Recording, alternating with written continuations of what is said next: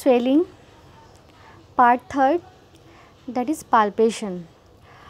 आज हम देखेंगे कि स्वेलिंग के केस में पाल्पेशन में हमें क्या क्या देखना है और हम किस तरह से पाल्पेट करेंगे किसी स्वेलिंग को।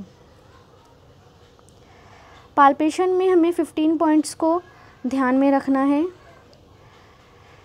जो कि temperature, tenderness, shape and size, surface, edges, consistency, fluctuation, fluid thrill, translucency, impulse on coughing, reducibility, compressibility, pulsatility, fixity to the surrounding skin, relation to the surrounding structure। अब इन्हें हम वन बाय वन डिस्कस करते हैं। ये है अर्थ से किस तरह से हम टेम्परेचर देखेंगे स्वेलिंग का with the help of back of our 4 fingers. Temperature जो हमें वो रेज्ड मिलेगा अगर स्वेलिंग इन्फ्लामेटरी ओरिजिन की हो या वेल वैस्कुलराइज्ड ट्यूमर हो, क्योंकि जब कभी किसी ट्यूमर या स्वेलिंग में वैस्कुलराइजेशन बढ़ता है, वहाँ की ब्लड सप्लाई बढ़ती है, तो वहाँ का लोकल टेम्परेचर भी रेज हो जाता है। इसकी एग्जांपल है सार्कोमा। टेंडरनेस मौजूद होगी अगर स्वेलिंग इन्फ्लामेटरी ओरिजिन की है या स्वेलिंग जो है वो किसी नर्व से रिलेटेड हो, जैसे कि न्यूरोफाइब्रोमा जो होता है वो टेंडर होगा।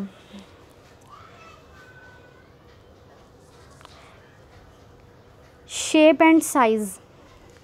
शेप और साइज़ में हमें स्वेलिंग का वर्टिकल और हॉरिजॉन्टल डायमेंशन और डेप्थ देखनी है।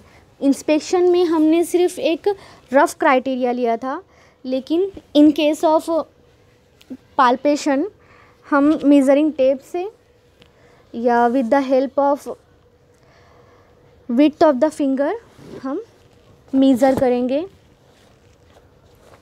स्वेलिंग की साइज़ को दोनों डायरेक्शन में, वर्टिकल और हॉरिजॉन्टल डायरेक्शन में, इस तरह से।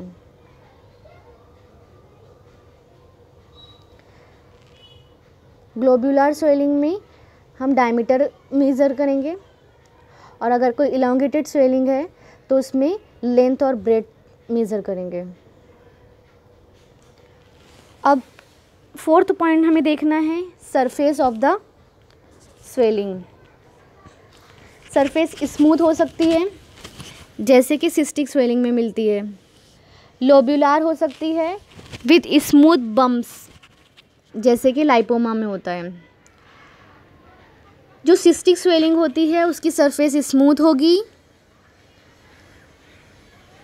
अगर सरफेस लोब्यूलर है और उसमें साथ में स्मूथ बम्प्स मिल रहा है, गढ़ा मिल रहा है, तो ये लाइपोमा की पेक्यूलियर फीचर होते हैं।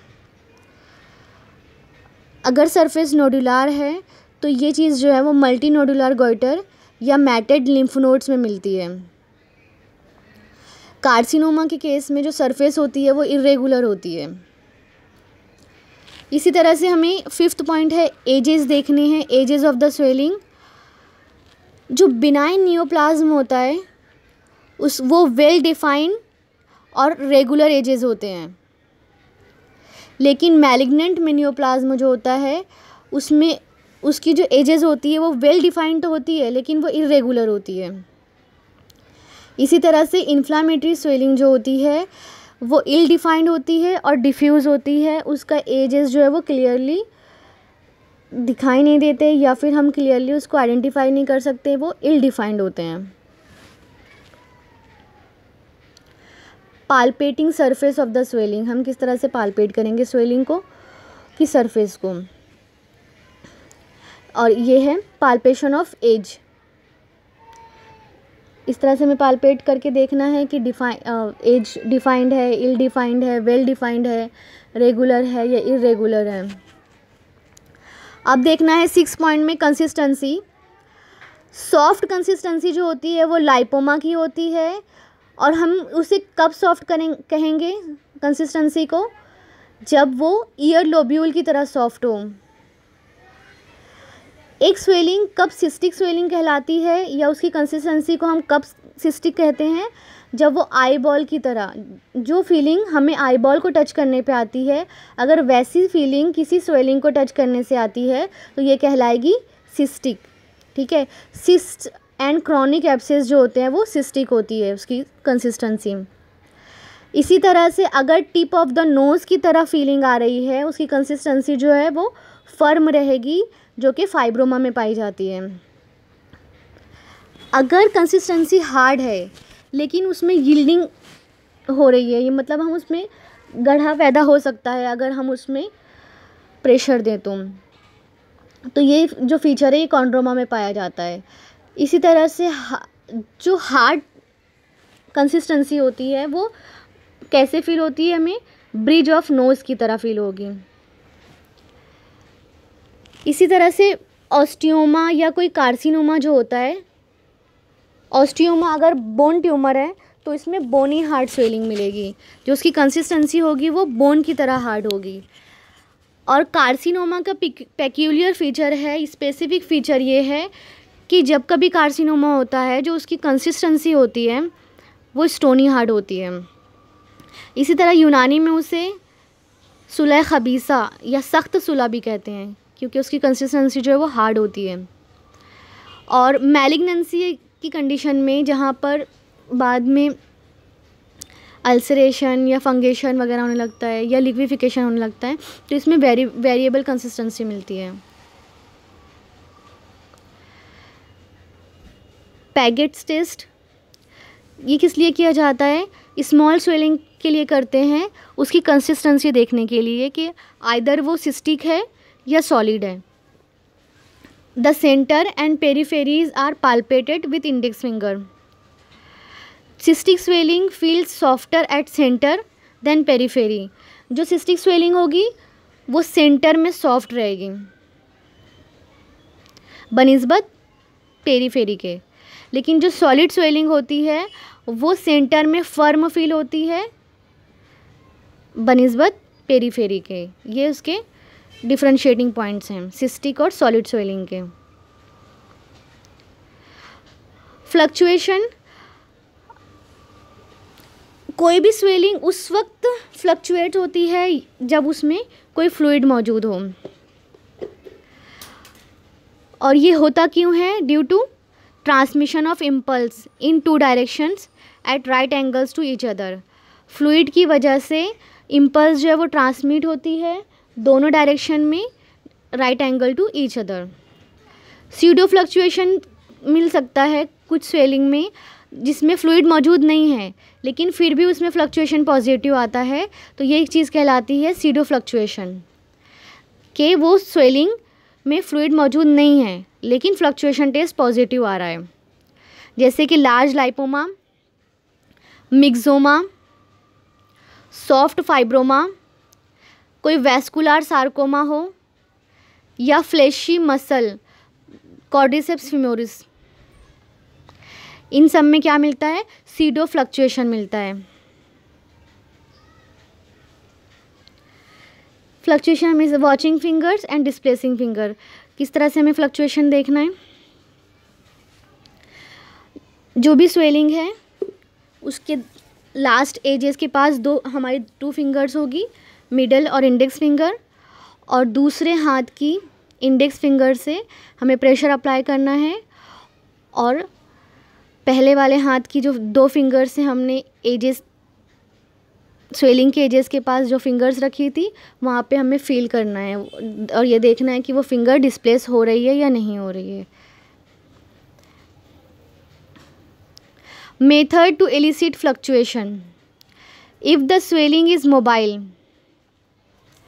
अगर स्वेलिंग मोबाइल है तो हमें उसे फिक्स करना है थंब और इंडेक्स फिंगर के ज़रिए। एक हाथ की थंब और इंडेक्स फिंगर से हमें स्वेलिंग को फिक्स करना है और ये चीज़ जो है वो असिस्टेंट करेगा। और स्वेलिंग को उसी पोजीशन में होल्ड करके रखेगा। फिर दूसरे हाथ, एक हाथ की 2 फिंगर को हम एक एज अपार्ट जितना मुमकिन हो वहाँ रखेंगे।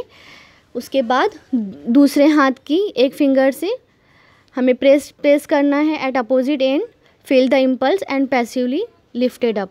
हमें इम्पल्स फील होगी सीधे हाथ में जो हमने पहले रखा था फर्स्ट हैंड में। अगर इम्पल्स दोनों प्लेन में फील हो रही है तो जब हम कहेंगे कि फ्लक्चुएशन टेस्ट पॉजिटिव है। ये और ये वाली फिंगर, ये 4 फिंगर और ये मिडल फिंगर, ये दोनों फिंगर जो है वो डिस्प्लेस होगी, लिफ्ट अप हो जाएगी जब इस फिंगर को प्रेशर दिया जाएगा। तो ये दोनों जो है वॉचिंग फिंगर है और ये डिस्प्लेसिंग फिंगर है। ये फिंगर क्या करती है, इसके ज़रिए हमें प्रेशर देना है या इस स्वेलिंग के सेंटर पे, जिसके नतीजे में ये वाली इंडेक्स फिंगर और मिडल फिंगर जो है ये फील करेगी इम्पल्स को और थोड़ा सा लिफ्ट अप हो जाएगी। और जब ये दोनों फिंगर पे इम्पल्स फील होगी तब हम कहेंगे fluctuation is positive. Points to remember, हमें ये जो टेस्ट किया है हमने, हमें दोनों डायरेक्शन में करना है at right angles to each other. और जो दोनों फिंगर हम रखते हैं वॉचिंग फिंगर्स, तो जितना मुमकिन हो दूर रखना है, एज़ फार एज़ पॉसिबल। और अगर कोई स्वेलिंग फ्रीली मोबाइल है तो उसको हमें पहले फिक्स करना है। इसकी एग्जांपल है हाइड्रोसील। हाइड्रोसील जो होती है वो फ्रीली मोबाइल स्वेलिंग है, तो हमें उसे थंब और इंडेक्स फिंगर के ज़रिए जो असिस्टेंट होगा उसे होल्ड करने के लिए कहना है, उसे फिक्स करने के लिए कहना है। उसके बाद फ्लक्चुएशन टेस्ट देखेंगे हम। स्मॉल स्वेलिंग जो है वॉचिंग फिंगर और डिस्प्लेसिंग फिंगर जो होगी, स्मॉल स्वेलिंग में दोनों हाथ की इंडेक्स फिंगर का यूज़ किया जाएगा। एक इंडेक्स फिंगर से हम डिस्प्लेस करेंगे और दूसरे से वॉच करेंगे, इम्पल्स को फील करेंगे। Very large swelling more than 1 finger should be used. ये जो फ्लक्चुएशन देखने का अमल है किस पे, एक रूल है पास्कल्स लॉ। इसमें pressure exerted to a fluid is transmitted equally in all the direction, ये उसका स्टेटमेंट है।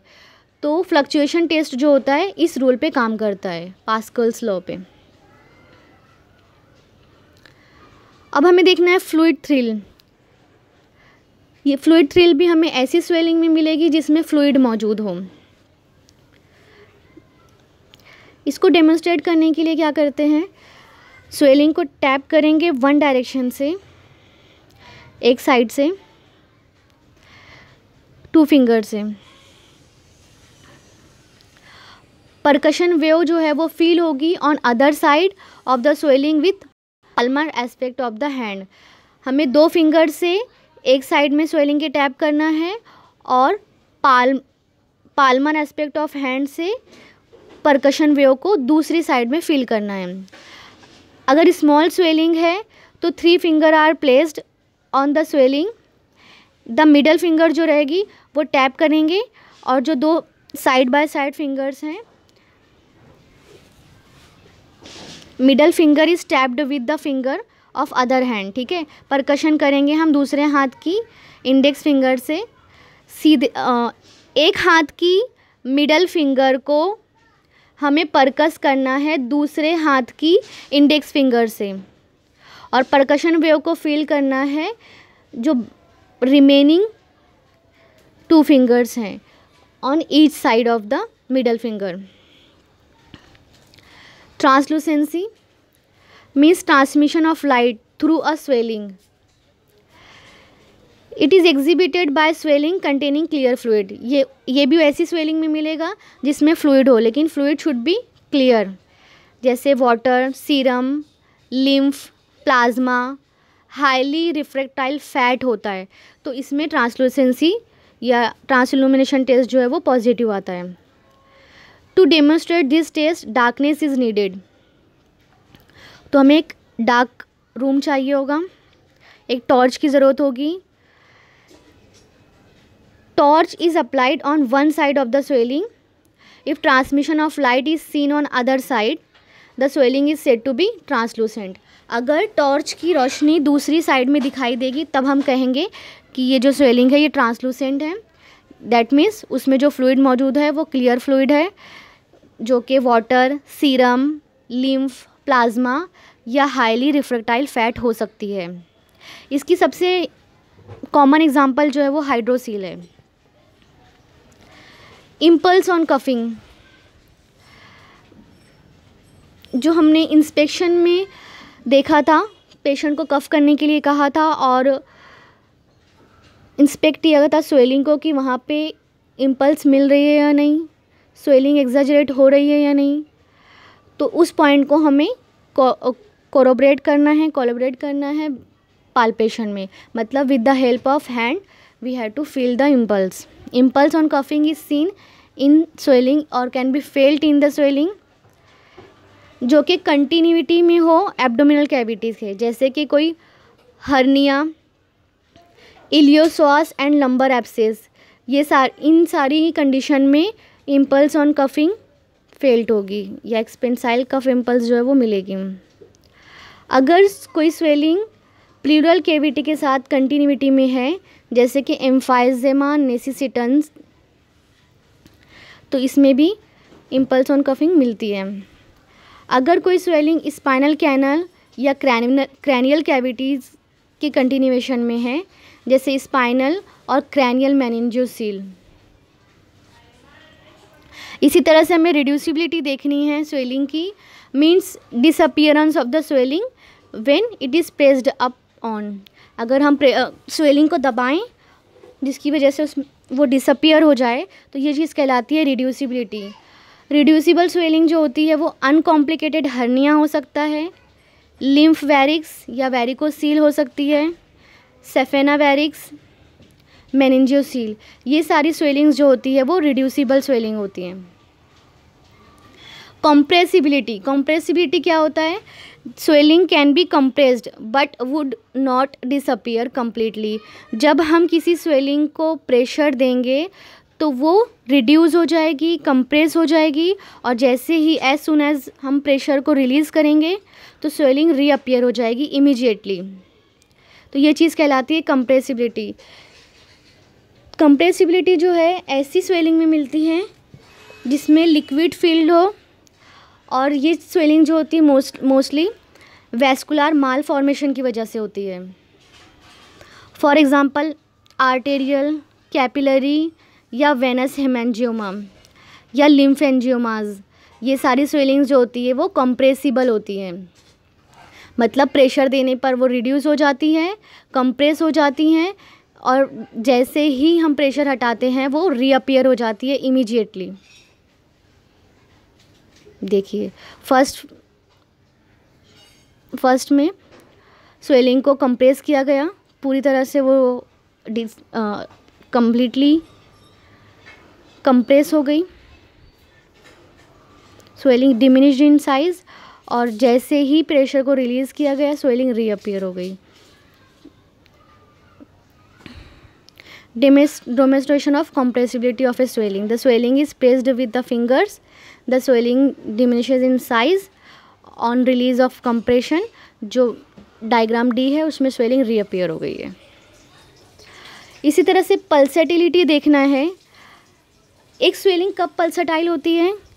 अगर वो किसी आर्टरी से अराइज कर रही हो तो ये चीज़ कहलाती है एक्सपेंसाइल पल्सेशन।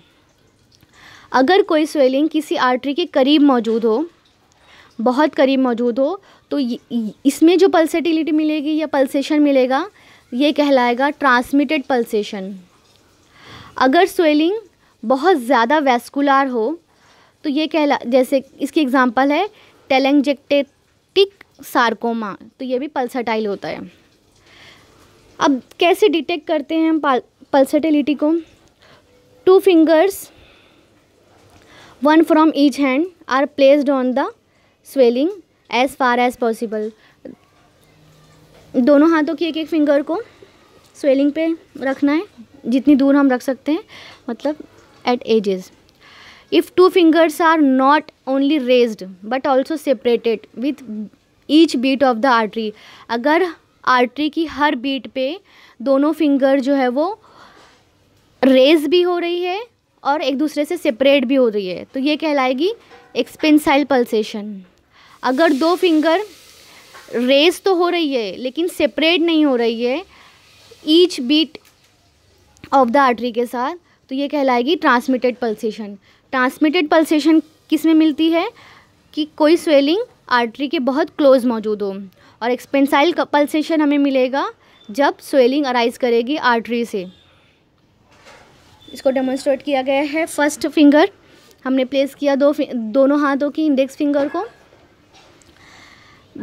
जो फिगर बी है ये डेमोन्स्ट्रेट कर रही है कि दोनों फिंगर जो है वो लिफ्ट अप हो रही है,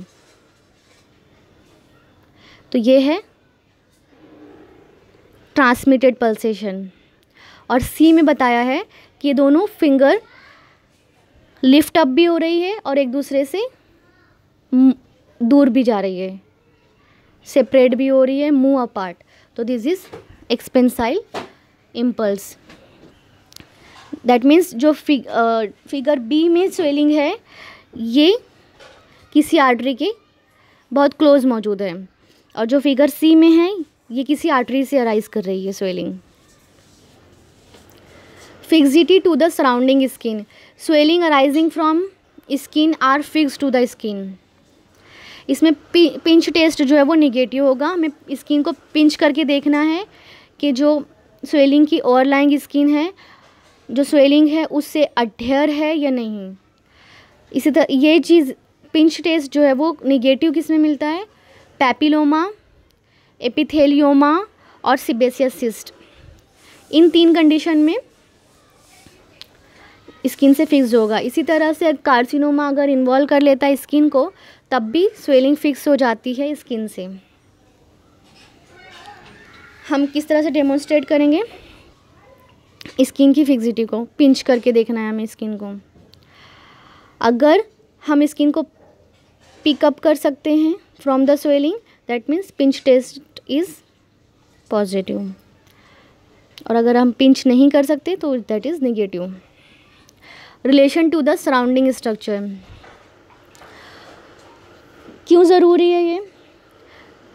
ताकि हम स्वेलिंग का ओरिजिन जान सकें, स्वेलिंग की इन्वेजिवनेस जान सकें, या whether the swelling is confined to its original structure या वो इन्वेड कर चुकी है अदर स्ट्रक्चर को. Tumour arising from subcutaneous tissue, ये फ्री होते हैं फ्रॉम ओवरलाइंग स्किन से and from underlying contracted muscle से, जो सबक्यूटेनियस टिश्यू से निकलते हैं. अगर lipoma is pushed sideways, skin will be seen puckered due to fibrous strands. Tumour जो होता है अगर वो सुपरफिशियल फेशिया से अराइज कर रहा है तो ये फ्रीली मूवेबल होगा. अगर डीप फेशिया से कोई ट्यूमर अराइज कर रहा है तो will not be freely movable. If swelling is fixed to underlying muscle and the muscle is made taut, the tumour can not move. अगर अंडरलाइंग मसल से स्वेलिंग निकल रही है और उस मसल को हम टॉट करते हैं तो ट्यूमर मूव नहीं कर पाएगा. Palpation for ascertaining underlying bone indentation, देखने के लिए हम स्वेलिंग को मूव करने की कोशिश करेंगे. और फिक्सिटी देखने के लिए हम स्वेलिंग को होल्ड करके दोनों डायरेक्शन में मूव करेंगे. That's for today.